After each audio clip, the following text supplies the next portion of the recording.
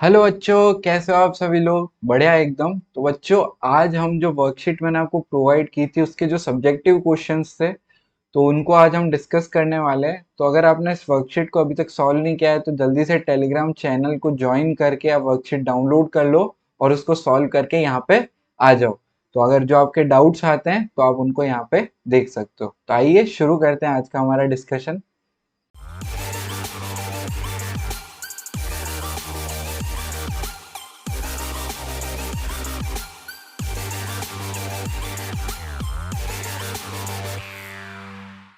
तो first question है हमारा, using prime factor method find the HCF of 5 and 8। तो एचसीएफ ऑफ 5 एंड 8 इज, हम देख सकते हैं कि यहाँ पे 5 और 8 में कॉमन फैक्टर जो सिर्फ 1 है, तो हमारा एचसीएफ क्या हो जाएगा? 1 हो जाएगा। पर आपको एग्जाम्स में ऐसे नहीं लिख के आना है। अब आई होप कि ये वाला क्वेश्चन तो आपसे सॉल्व हो गया होगा, तो ये वाला क्वेश्चन मैं आपको छोड़ता हूँ कि आप खुद से कर लोगे। ठीक है, तो ये वाला क्वेश्चन आप खुद से कर लेना। इसी तरह से using prime factor find the HCF of 24 and 49, ये भी मुझे लगता है कि आपने खुद से कर लिया होगा, तो ये भी आप देख लेना।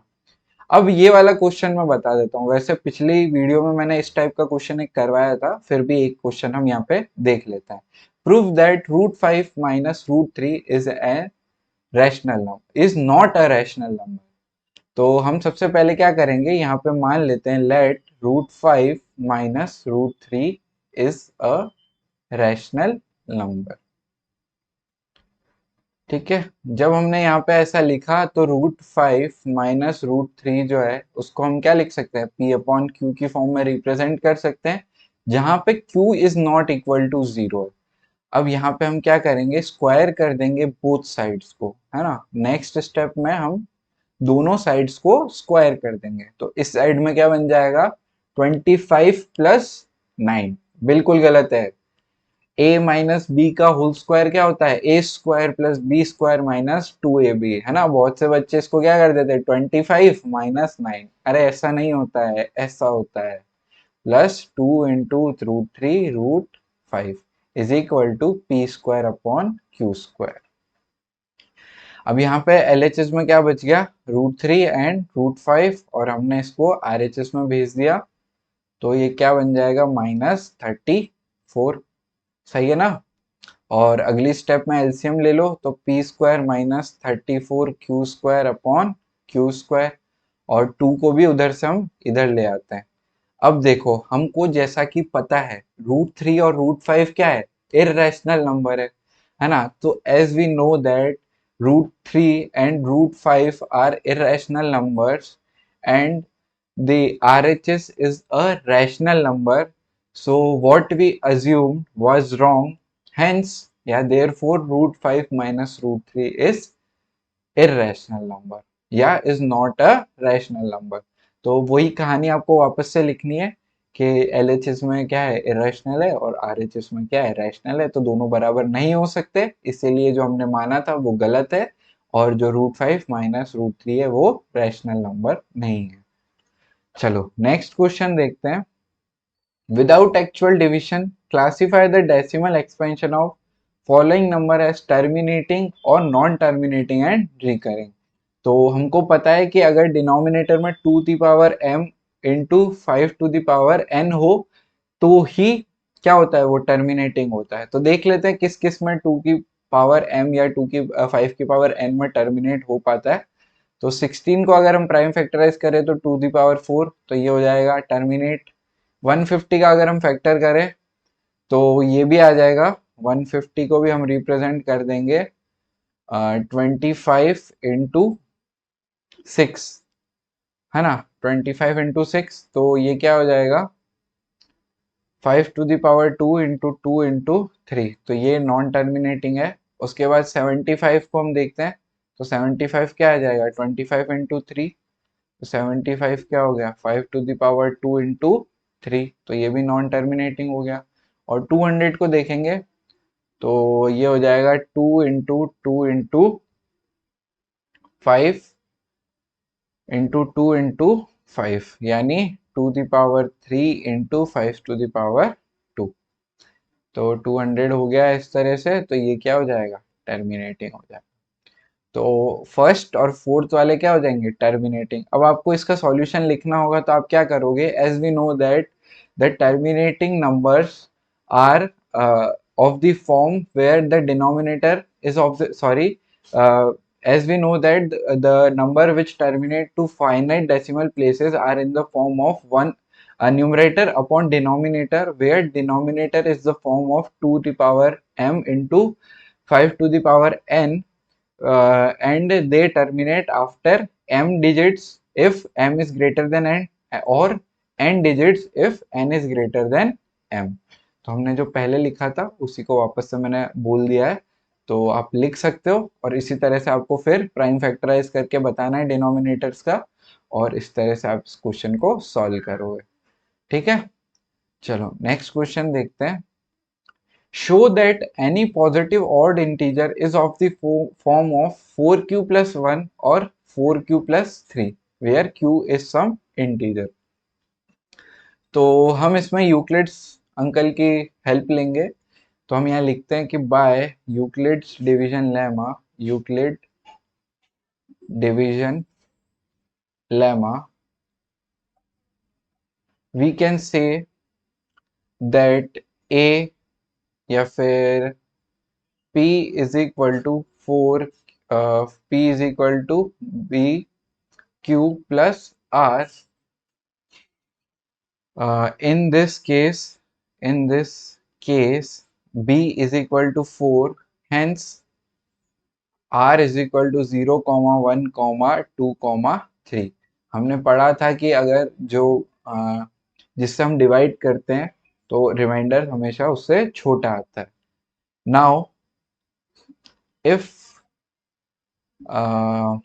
r इज इक्वल टू 0, 2, तो अगर r 0, 2 होगा तो p क्या होगा, 4q प्लस 0 यानी 4q, और 4q plus 2।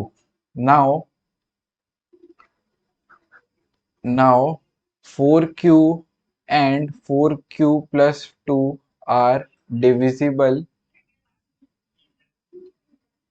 by 2, we can say that they are even numbers।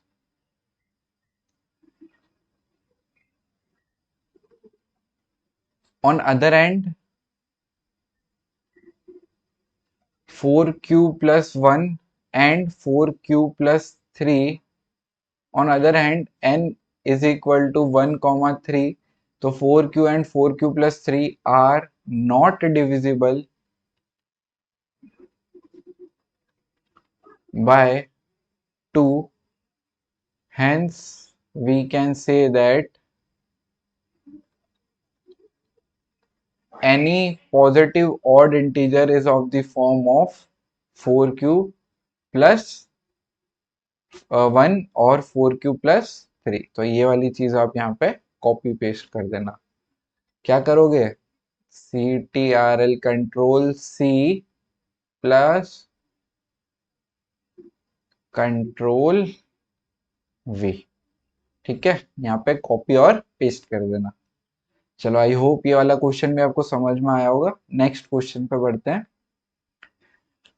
Proof the following number is irrational. Same question हमने एक्सरसाइज 1.2 में किया था, क्वेश्चन नंबर 3 पार्ट 1, तो आप वहां से देख सकते हो, है ना। और आई होप आपने अगर वो लेक्चर देखा है तो ये वाला सॉल्व हो गया होगा। नेक्स्ट क्वेश्चन है, find the value of 2√2 plus 2√3 plus √2 minus 3√3। तो हम यहाँ पे क्या है, जो इरेशनल नंबर्स है ना, इरेशनल टर्म्स है सेम, उनको हम मान लेते हैं कि वो x है ना, x और y मान लेते हैं, और y क्या मान लेते हैं, √3। तो अब ये इक्वेशन क्या बन गई, 2x plus 2y plus 2 plus x minus 3y, है ना। अब यहाँ से क्या हो जाएगा, 3x माइनस वाई, और x और y को फिर से सब्सटीट्यूट कर दो, तो 3√2 माइनस √3। तो इस तरह से आप इजीली सॉल्व कर सकते हो। और अगर आप डायरेक्ट सॉल्व करना चाहते हो √2 टर्म्स को साथ लेके, और फिर उस पर आप एल्जेब्रिक जो अरिथमेटिक ऑपरेशन से वो कर सकते हो तो आप डायरेक्ट भी कर सकते हो। नेक्स्ट क्वेश्चन देखते हैं, can the number 6 to the power n where n being a natural number end with the digit 4 or 5, give reason। तो as 6 to the power is, या फिर इस तरह से लिखो, n is equal to 1 comma 2 comma 3 comma 4 comma and so on। So if n is equal to 1, 6 to the power n is equal to 6, है ना, और n is equal to 2, 6 to the power n is equal to 6 into 6 is equal to 36, n is equal to 3, 6 to the power n is equal to 6 into 6 into 6 is equal to 216 and so on। तो 6 into 6 हम जब भी करेंगे तो 36 आएगा, और फिर 36 आएगा तो वापस से 6 से मल्टीप्लाई करेंगे तो लास्ट डिजिट जो आएगी वो वापस से 6 आएगी, और इस तरह से हम जब भी करते जाएंगे वो एंडिंग डिजिट जो होगी वो हमेशा 6 ही आएगी। तो हम यहाँ से कह सकते हैं कि जब भी हम 6 को 6 से मल्टीप्लाई करेंगे तो वो 6 ही देगा, इसीलिए जो हमारा 6 टू द पावर n है वो कभी भी 5 और 4 से एंड नहीं हो पाएगा। ठीक है, आई होप ये वाला क्वेश्चन भी आपको समझ में आ गया होगा। आगे चलते हैं हम नेक्स्ट क्वेश्चन पे। The length and breadth of rectangular field is 110 metre and 30 metre respectively. Calculate the length of the longest rod which can measure the length and the breadth of the field exactly. तो longest rod निकालनी है हमको, तो इसमें हम क्या निकालेंगे, HCF निकाल लेंगे। तो 110 का एच प्राइम फैक्टराइजेशन करेंगे तो ये क्या आ जाएगा, 11 से करेंगे तो 10, फिर 2 करेंगे तो 5 और 5 करेंगे तो 1, और इसी तरह से 30 का करेंगे तो 3, फिर आ गया 10, 5, 2 और 2 और 1। तो यहाँ से HCF जो आ जाएगा वो क्या आ जाएगा, HCF आ जाएगा हमारा 10। तो the longest, therefore the longest rod which can measure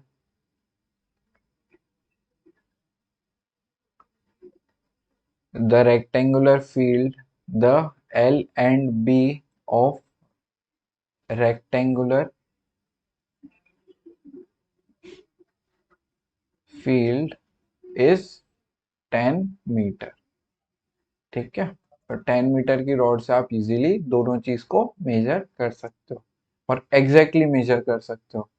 ठीक है, जब लेंथ मेजर करेंगे तो 10 बार रॉड्स जो है हमको उठा के प्लेस करनी पड़ेगी, और जब 30 मीटर यानी ब्रेथ को हम मेजर करेंगे तो 3 बार रॉड को उठाना पड़ेगा। ठीक है बच्चों, चलो नेक्स्ट क्वेश्चन पे बढ़ते हैं। Express 120 as a product of prime numbers. I hope ये वाला आप कर लोगे, और जो बच्चे नहीं कर पा रहे मैं आपको बता देता हूँ कि 120 का अगर हम प्राइम फैक्टराइजेशन करेंगे तो 2 से करते हैं तो 60 आ जाएगा, फिर से 2 से करेंगे तो 30, फिर से 2 से करेंगे तो 15, 3 से करेंगे तो 5, 5 से करेंगे तो 1, है ना। अब इसको आप लिख सकते हो इसी फॉर्म में लिखोगे, किस फॉर्म में, 120 इज इक्वल टू 2 की पावर 3 इंटू 3 इंटू 5। वैसे तो ये क्वेश्चन आपसे हो जाना चाहिए था, पर किसी को दिक्कत आ रही थी तो अब ये सॉल्व कर दिया है। तो इस वीडियो के लिए इतना ही। अगर वीडियो अच्छा लगा और क्वेश्चंस के आंसर आपको सेटिस्फाइंग लगे तो अपने फ्रेंड्स को भी बताना कि यहाँ पे जो वर्कशीट है वो पहले दी जाती है और फिर उसका डिस्कशन भी होता है। तो इस वीडियो के लिए इतना ही, मिलते हैं नेक्स्ट वीडियो में। Thanks for watching.